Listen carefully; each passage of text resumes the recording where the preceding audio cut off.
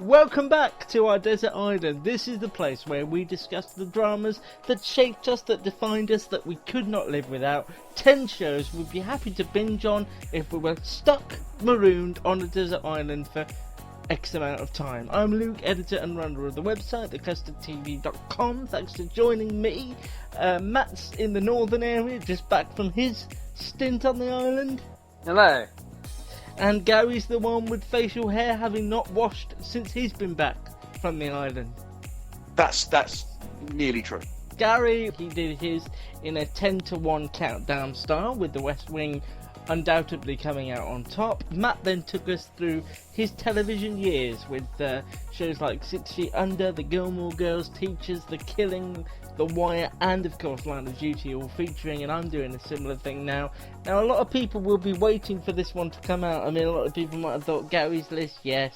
Matt's list, This is the gold. This is the one people have been really hanging on as the one that people... When you say gold, you mean like UK TV gold? Yeah, they're all from 1978.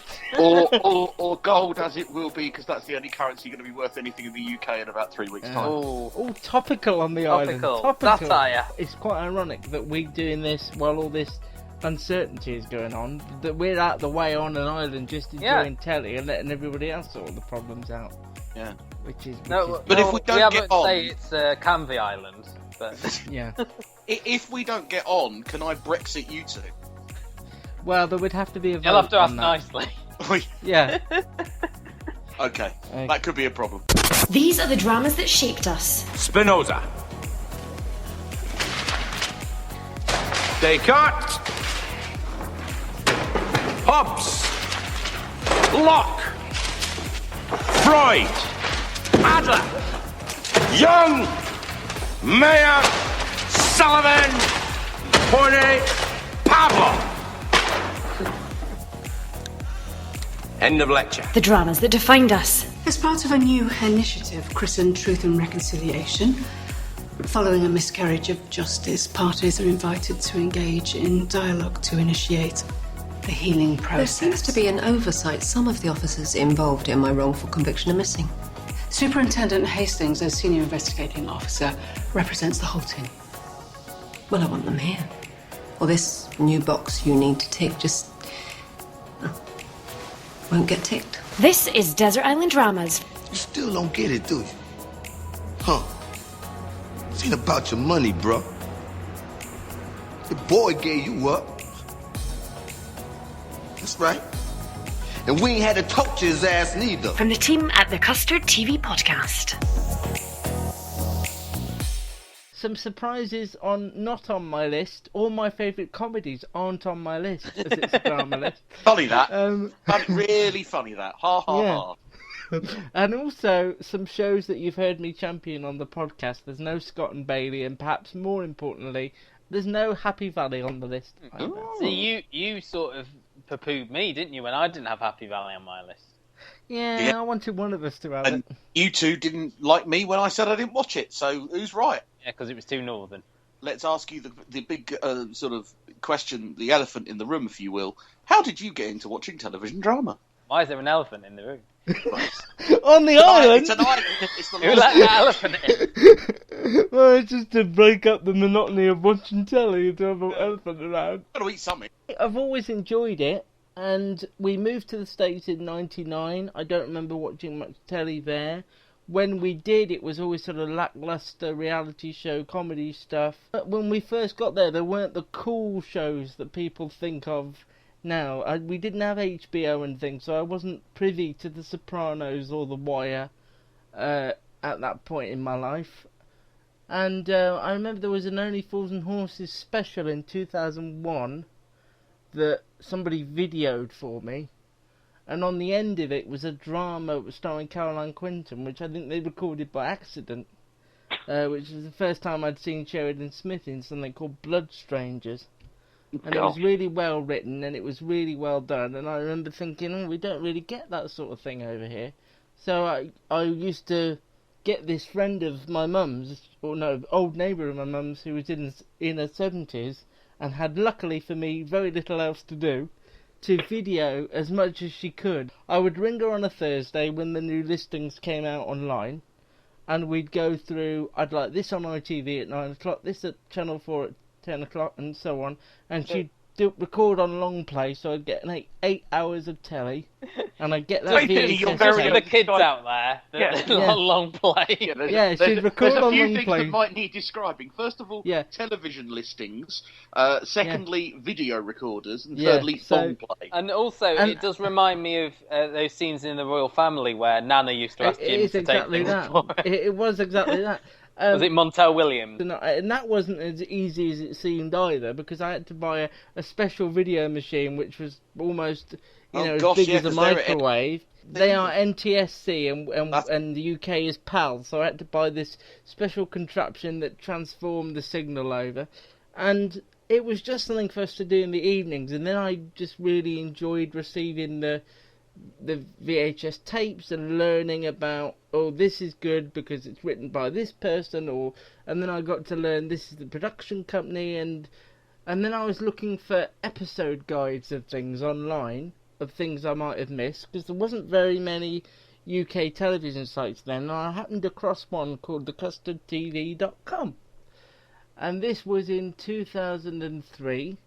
And it was run by a guy called Paul, who I believe now works for The Guardian. All right. I asked if I could write or be involved in any way, and he says, I don't know about writing, because you don't see things quick enough, but you can edit our coming up page. And I thought, wow, really? Good. So I would edit their coming up page, which we kind of had a version of now on the site still. And just keep it up to date and make sure it was alright. And then slowly I found a way to find the programmes nefariously and could put them onto a DVD. I'd moved up progress. What happened to the 70-year-old friend of your mother's?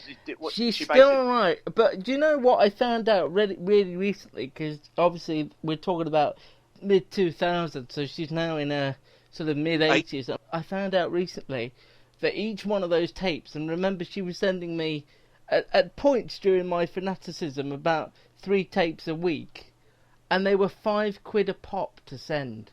Wow! And you were sending her £5, I take it. Yeah, it'd be about. No, it hadn't occurred to me. £6-7, yeah, now. Because you had Jiffy back. That's postal brain is kicking into gear now. Because you had Jiffy bags. How many tapes was she sending in one go? Well, remember they're bulky. I don't want to get into the postal background of it, but you've opened the door now, Luke. I've opened the door to the Royal Mail. I didn't mean to. No, there was Jiffy bags, and then all the postal to get it to the US. There was several, and then she didn't do recorded delivery, but I always got them, and it would just be the panic of not getting them, but also because I always said fit as much. This is the bit that always used to irritate me, but it was my fault. I'd say to her, fit as much on these tapes as you can. And so she said, yeah, that's great. But that would mean that she would rewind the tape back a tiny bit to get the next programme on, make sure it fitted. But it would often mean that she'd cut the end off the previous programme and it would just run into the next one. So you'd get a sort of a crime drama, a mystery drama, and they'd go, it was literally... and the person that did it was, and then it would cut into Ant and Dec's Saturday Night Takeaway, and I'd have to look it up online and find out what the end result was. What happened at the end of Midsummer or Inspector Lindley? It was never Midsummer, but it was a bit trial and error back then, because I did want to know, Inspector Lindley was on a lot, so I wanted to know what that was, and quickly found out I didn't like it. This woman provided you with the equivalent of Netflix and chill these days. She not the chill so much. Yeah, it's the Netflix. I mean, you're talking about a woman in her 70s recording an entire series of Big Brother for me over a summer. Really? Yes. Gosh. I mean, it was series, abuse. was it? All of them, pretty. I mean, from the boring one, Big Brother 4, which we didn't think was that boring. Also, like Fight Night, she got you. Yeah. So that was that, and then it became DVDs, and then I could do it myself. But by then I was been doing stuff for the website, thecustardtv.com, and then Paul said, "Look, I'm going off to do other things." I think he had, social issues of anxiety and a bit of agoraphobia, and was in a lot when he set the site up, so it was something for him to do, and he overcame that and went back out into the workforce. He said, I can't control it, I can't do it so much, so will you, and that's sort of it. And then that was in 2008, and I didn't really know what to do with it at that point, because although I could get stuff on DVD and I could download EastEnders and things like that, it still wasn't current enough by the time I'd seen it. So it kind of sat stagnant for a bit, and then I started to get invites to things after he gave me his email address book of all these people he'd made up. And then when we came back to the UK, I was like, alright. And I feel like the reason I can watch American stuff now and I couldn't then is because I really know the UK stuff inside and out. So before then I was like, I can't miss X, Y and Z, I can't miss this. But now I feel like I know what things are, I can miss them or I can record them myself and watch other things and appreciate them properly. So that's it. We'll get to my Desert Island Dramas in You know what you said podcast. about the intro? Yeah. Yeah. My school, And my Freaks and school Geeks. was the school used in an NBC drama called Freaks and Geeks, which is sort of now got a cult following. Mark Paul Gosselaar, a.k.a. Zach Morris, used to go to the school I went to. That's it. Yeah, there's a lot of weird, American connections to things. I met the Osbournes a few times. It's just, really odd. The Gilmore Girls. Well, the Gilmore Girls shouted at me. Not really American, though, to be fair. Well, I know. Well, that was the one. And so I sort of just learned about what I liked and what I didn't like, and then, of course, a lot of these things went away. She didn't have to record a lot of Lindley. I didn't like that. So it just became about, finding out what I liked, finding out what the family liked, and now I think... And I sort of was responsible for choosing all these things, so it was quite a responsibility. You had to list it, so... Yeah, exactly.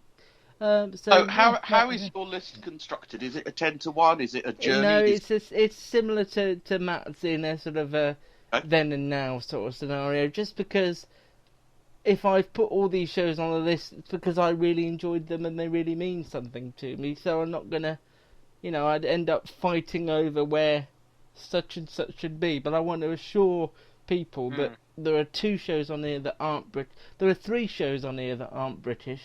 I feel like my horizons have been broadened such a lot of late, and that's so thanks basically, to... what we're saying is, I win.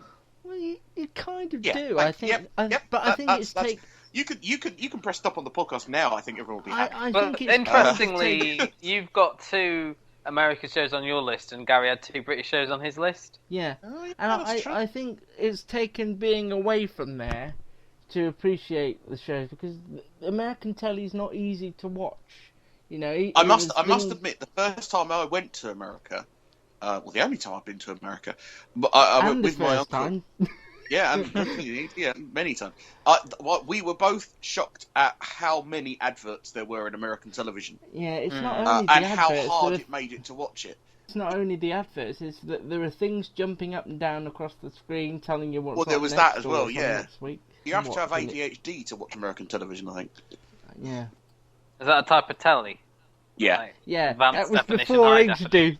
That's it. Yeah. Yeah. So I don't think it'll surprise anyone that the first 2 on my list come from the same writer, and I think you know which writer that is. Mr. Abbott.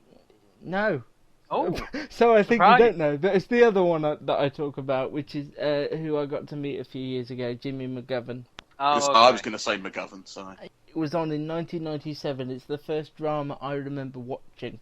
It was 2 years before we moved to the US, so that had no bearing on it at all. It's called The Lakes, and it starred John Sim in one of the first roles I think it was the first thing I'd ever seen him in, and for a long time, until Life on Mars, I thought he was Liverpudlian, because he just does such a great Liverpudlian accent in this. These aren't ordinary dramas. These are desert island dramas.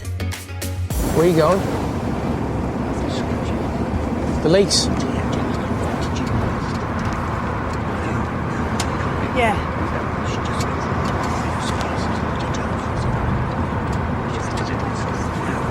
I'm Danny. It's an old English custom. If someone tells you his name, you usually tell him yours. I've got this gift, actually. A girl tells me a name and I come up with a poem about it, like that. Seconds. Emma. Some names take longer than others.